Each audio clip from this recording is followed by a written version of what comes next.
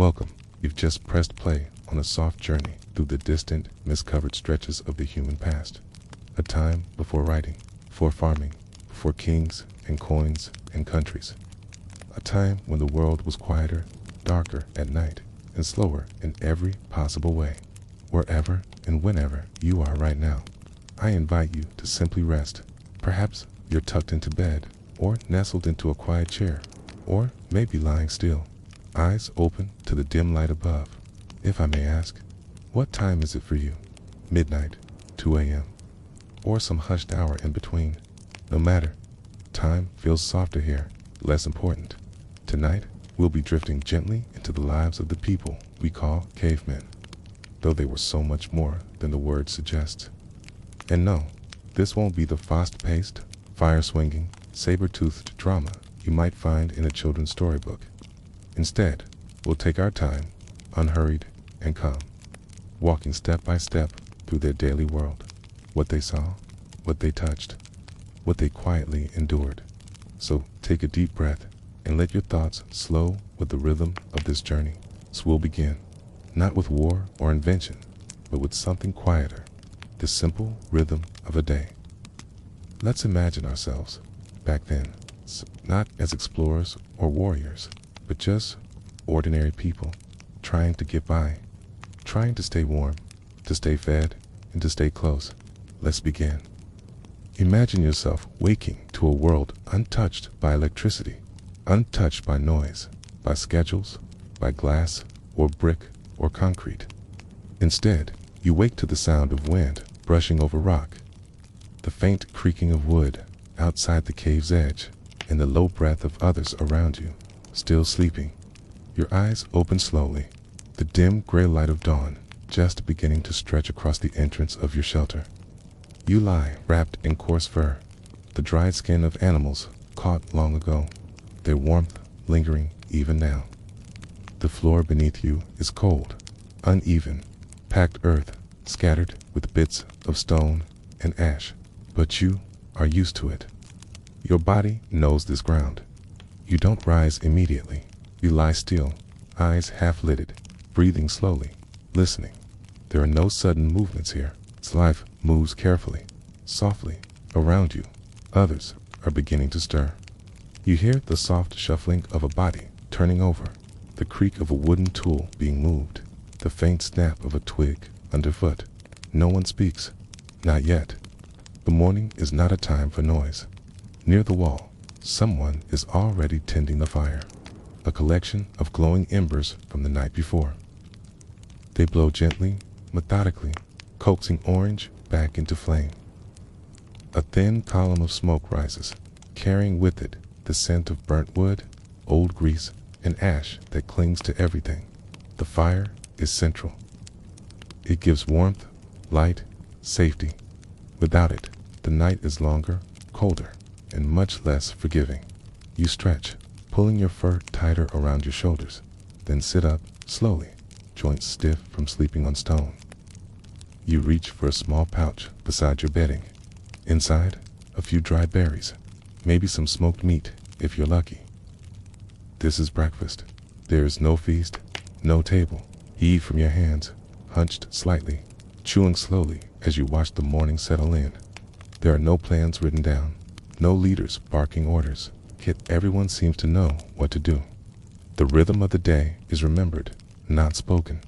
Outside, the sky is still pale and colorless, not yet fully awake. The air is crisp and carries with it the smell of damp moss, crushed leaves, and the fading trail of some passing animal.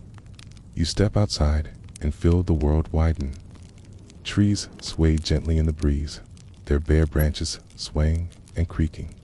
You hear a bird call distantly, short, sharp, then gone. A stream trickles nearby, its voice quiet but constant. A small group begins preparing to leave. They carry spears, long, balanced pieces of sharpened wood, hardened by fire and stone.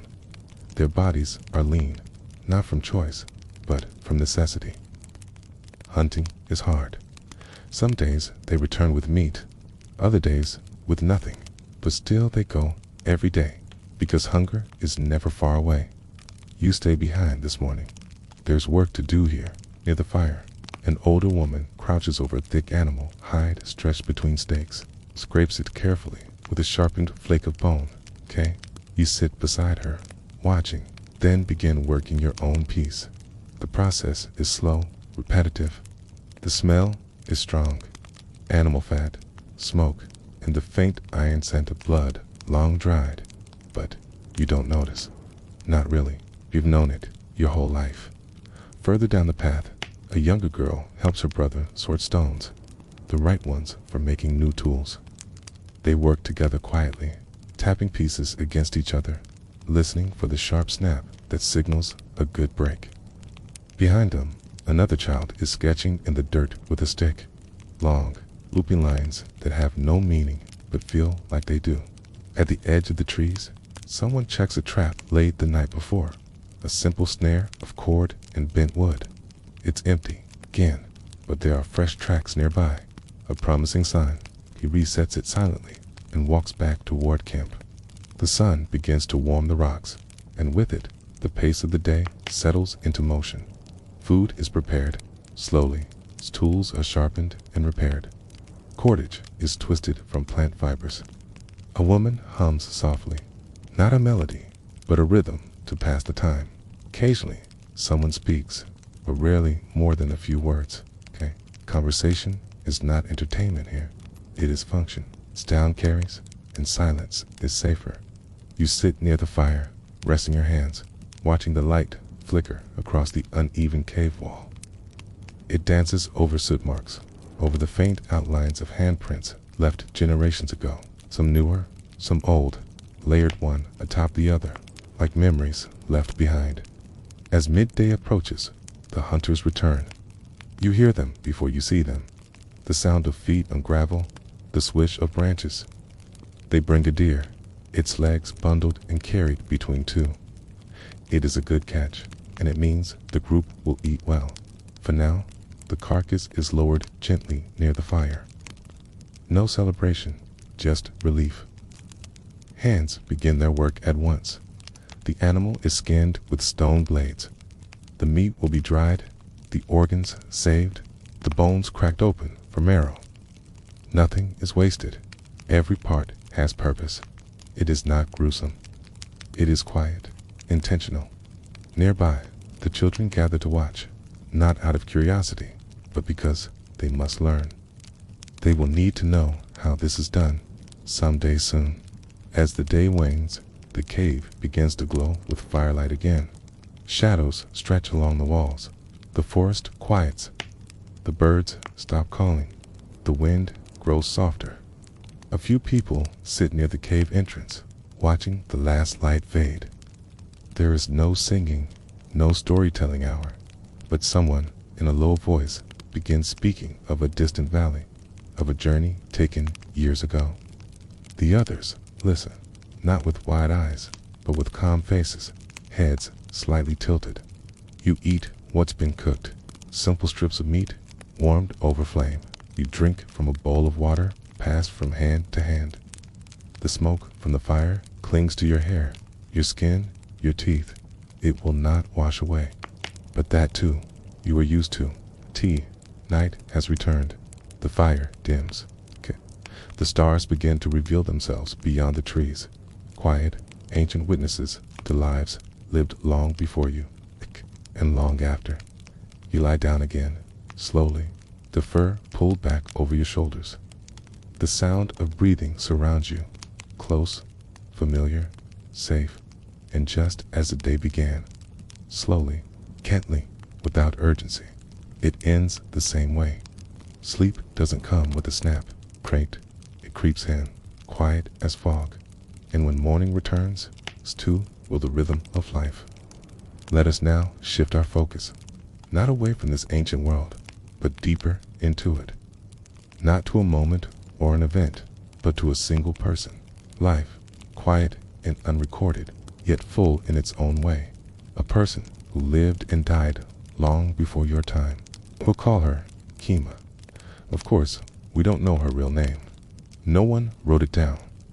No one etched it into a wall or carved it into wood. but for our purposes, Kima will do.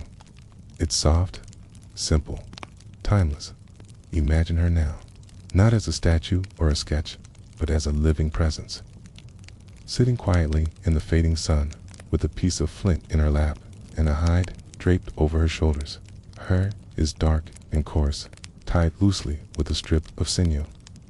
Her hands are strong, not calloused from hardship, but worn smooth from use, from scraping bark, grinding seeds, weaving grasses, carrying children.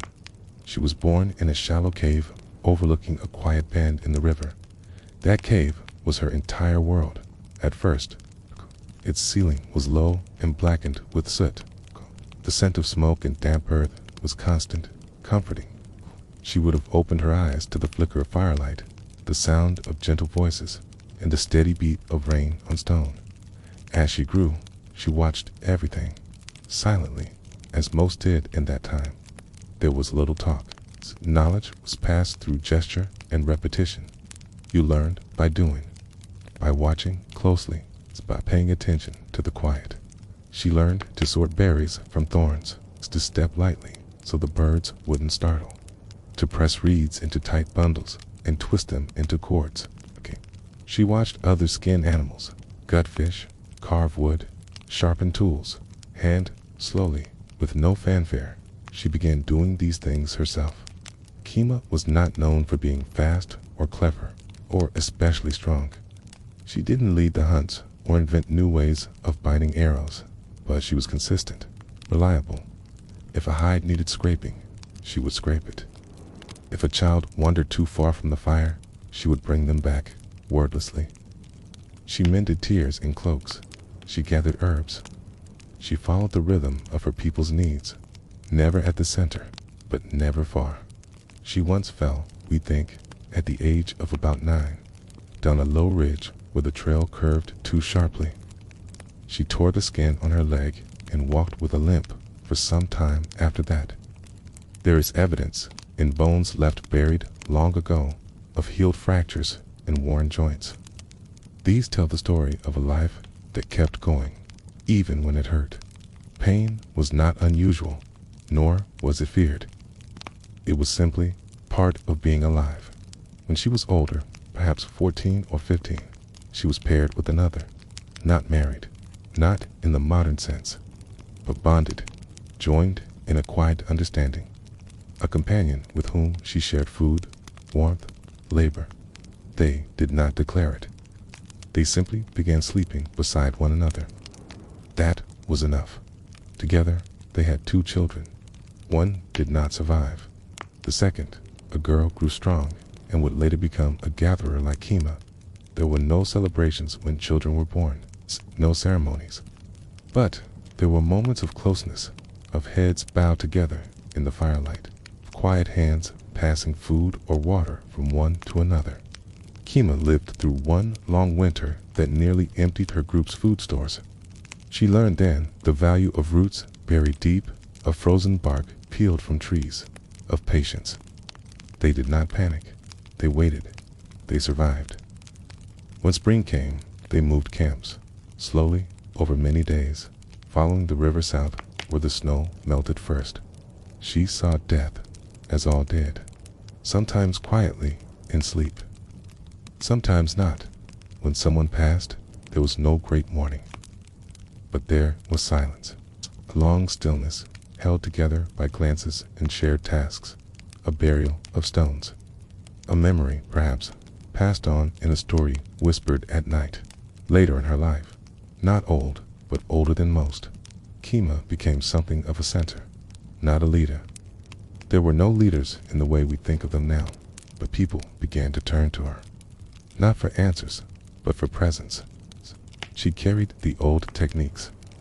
She remembered where the rivers split, where berries grew late, where flint was easier to shape. She became a thread of memory, a soft voice in the dark. Her death was uneventful. There was no illness, no injury. One morning, she simply didn't rise. Its breath had stopped in the night. Her body was cold before the fire was lit. They wrapped her in a hide, carried her to a place near the hill with the tall trees. She was laid in a shallow pit, with her tools worn and smooth. K. Child pressed her hand into the dirt beside her, leaving a faint shape in the clay. K. Then, stone by stone, the pit was closed, and that was it. The years passed. Her cave was used again, then abandoned. Her people moved. New paths were made. Her bones settled deeper, untouched, where her life, simple and slow, was like so many others, the quiet foundation of human time. A life not recorded in names or dates, but lived with presence and care and repetition.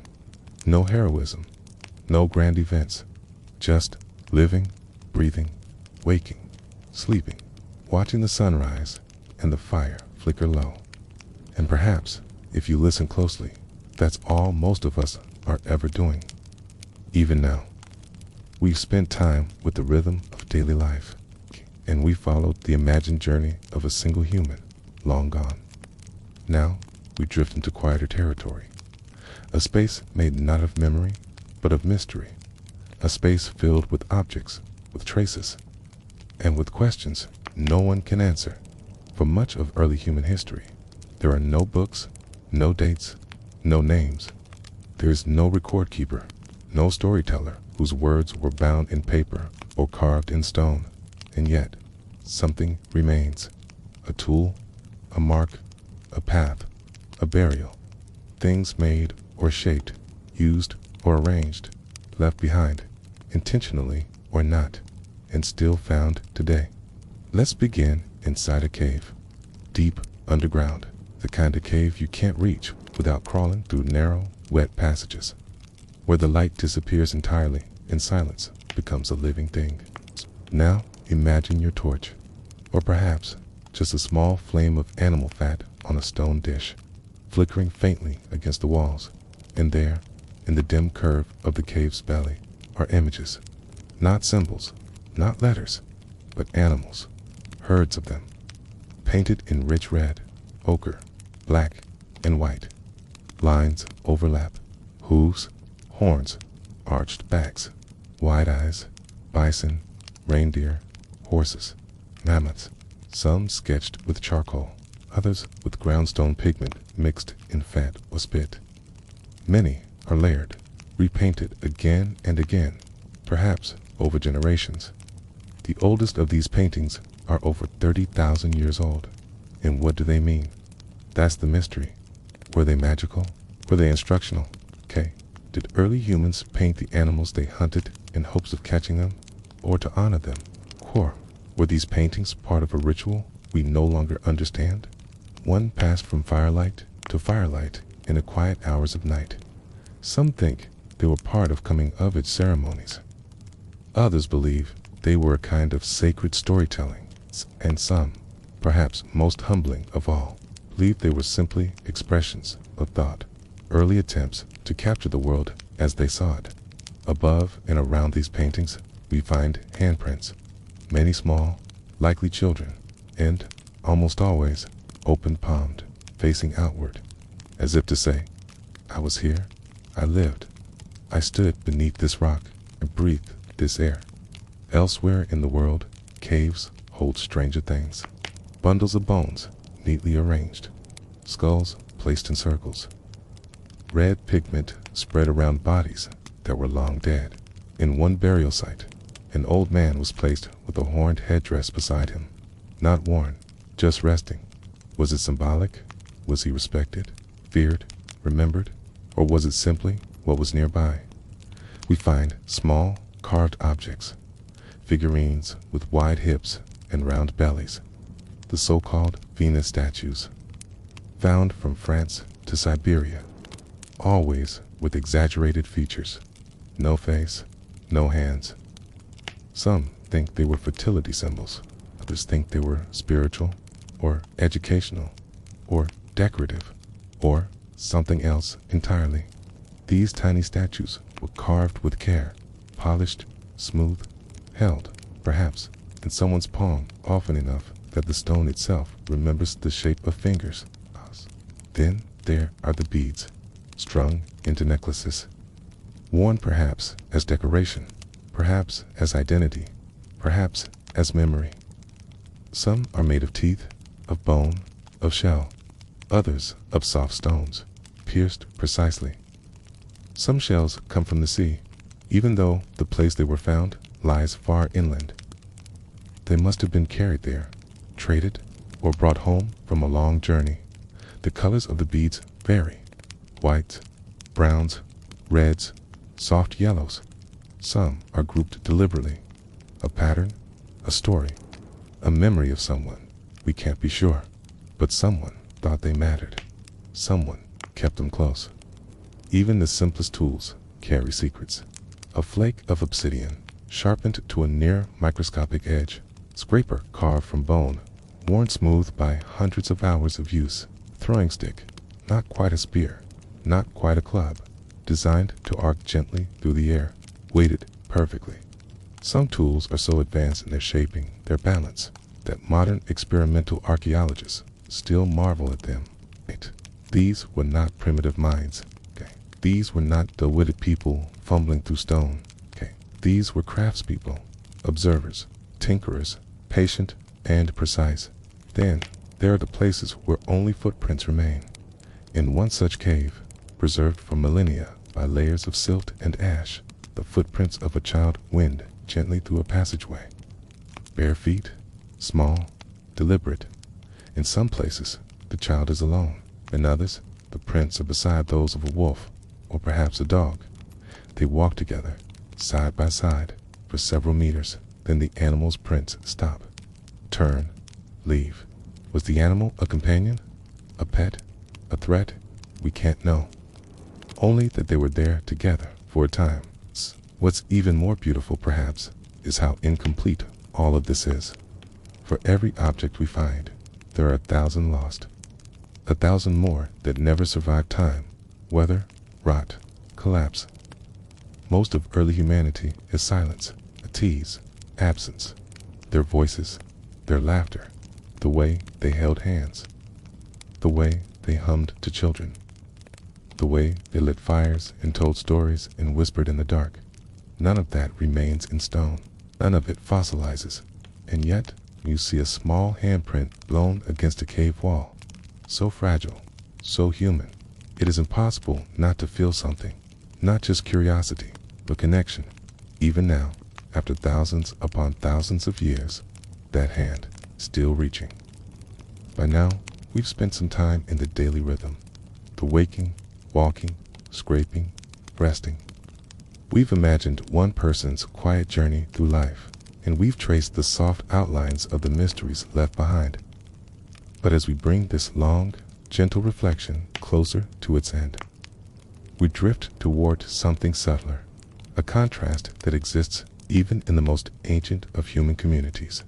You see, even among early humans, not all lives were lived the same way. Though they may have shared fires, shared food, shared tools and danger and shelter, every member of a group had a role, not a title or a rank, but a presence shaped by age, memory, ability, and time. There was no written law, no formal ruler, no palace or golden crown, but there were patterns. There were unspoken recognitions. There were people who were, simply put, looked to, and people who quietly followed. Let us begin, once more, with the elders. In today's world, old age is often accompanied by retirement, by slow withdrawal from work and responsibility. But in early human groups, those who lived beyond 30 or 40, and especially those who made it to 50 or more, were rare, and they were treasured. Not pampered, not revered like kings, but held gently, listened to, remembered. They were the ones who knew. They remembered the season the ice stayed too long, the trail that led to berries even in dry months, the trick of finding fresh water when the stream ran cloudy. They could point at a distant shape on a hill and say, that wasn't there before. They may have spoken little, but when they did, the fire would quiet. Their words carried weight, not because of volume, but because of experience. They knew how the bones of a deer sounded when they cracked just right. They knew when a story needed to be told, and when silence was better. Many elders didn't hunt, couldn't run, didn't lift heavy stones or chase birds from the grain. But they were the thread that held generations together, a living memory of everything learned before. Then there were the skilled. Some people in the group developed particular gifts, not as specialists in the modern sense, but as craftsmen, pattern seers, problem solvers. One person might shape stone with uncanny grace, finding the edge, the line, the strike that revealed a blade inside a lump of flint. Another might be able to mimic the call of a prey animal so precisely that even experienced hunters would turn their heads in surprise.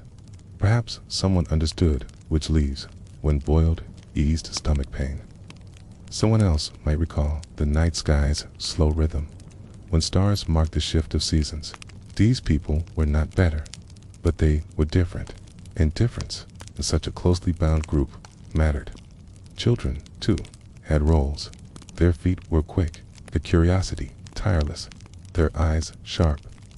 They played near the fire, imitating the adults, making small fires of their own, shaping tiny spears, miming the cleaning of fish or the carrying of hides. Play was practice, and play was learning. A child might surprise the group by noticing something missed, a new set of tracks, a broken tool, a hidden path. In that moment, small as it seemed, would be remembered. Then there were the quiet ones, the injured, the weak, the sick, and the very old. These people might not have contributed in visible ways, but still, they were not cast aside. Evidence suggests care.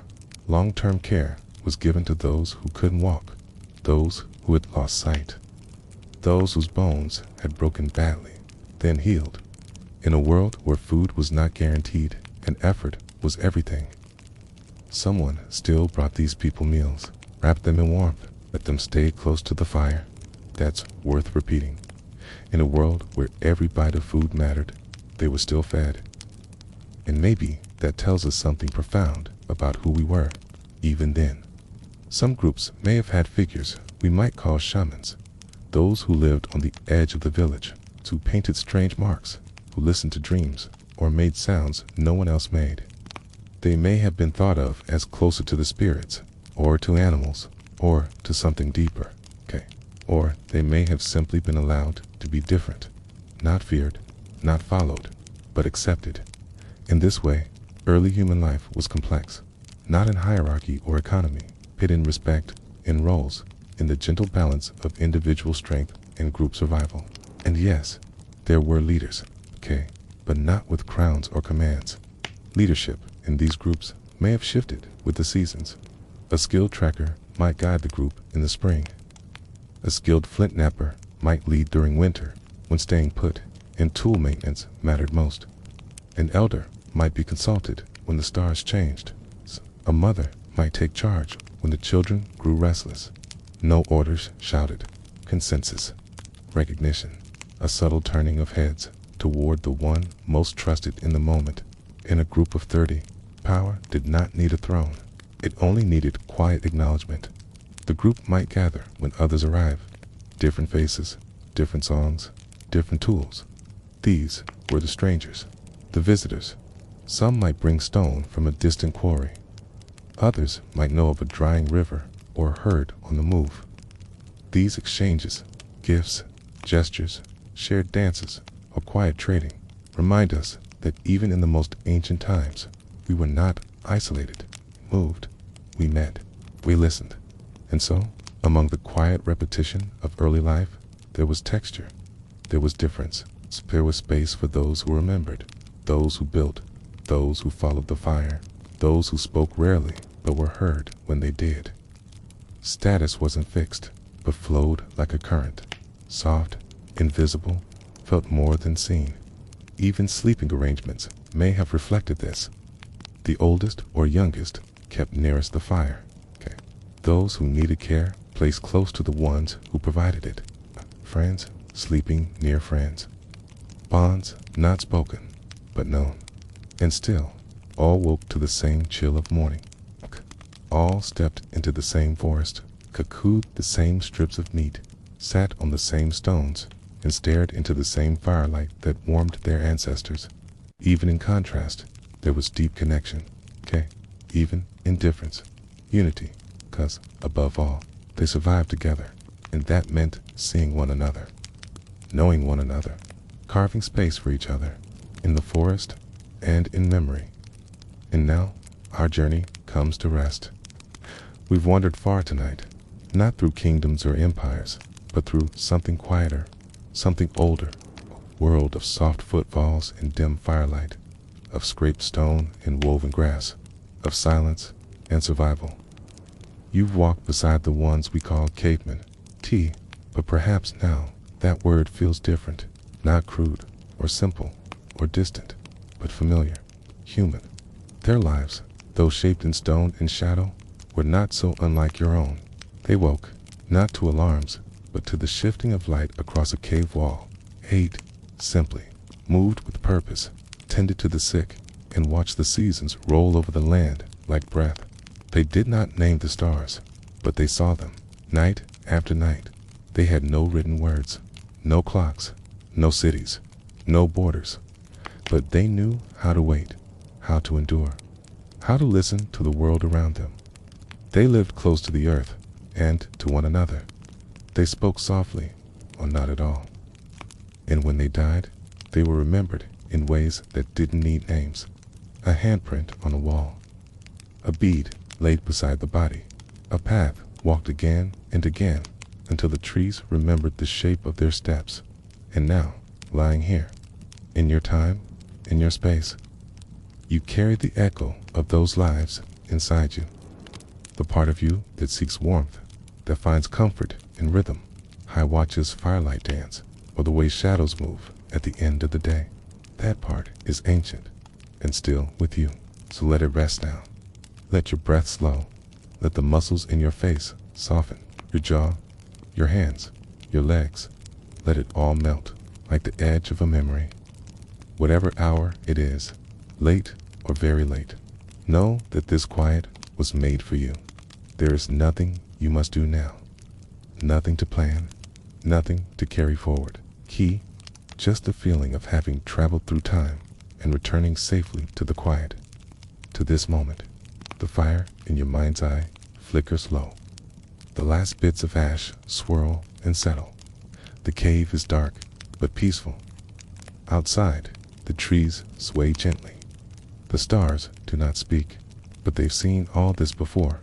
They remember, and now you sleep, like Kima did, like her child, like the hunter who sat by the stream, like the elder who watched the fire curl upward and knew it was good. You sleep, not as a stranger to history, but as a thread in its great, endless cloth. So, close your eyes, breathe slowly, and drift back to the hush of a long-lost forest, to the warmth of ancient hands, to the stillness of stone, and the safety of belonging.